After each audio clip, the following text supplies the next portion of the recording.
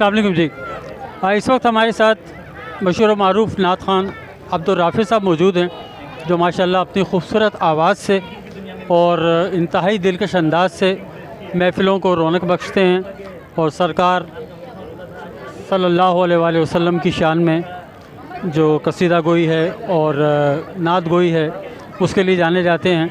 आइए उनसे कुछ बात करते हैं जी। अस्सलाम वालेकुम। वालेकुम अस्सलाम। तो जी, इस तकरीब के बारे में और यहाँ के हवाले से आप क्या कहना चाहेंगे? मैं ये कहना चाहूँगा कि अल्लाह के करम से माशाल्लाह बहुत ही मज़ा आया। इस महफ़िल नात में बहुत मज़ा आया। तो इनका बहुत अच्छा इंतज़ाम था। अल्लाह ताला इस महफ़िल के इंतज़ामिया को ढेरों ढेर तरक्कियाँ अता फ़रमाएँ और इनके साथ साथ हमें भी इनके सदक़े अल्लाह हमें भी तरक्कियाँ अता फ़रमाएँ। बहुत शुक्रिया जी, बहुत नवाजिश।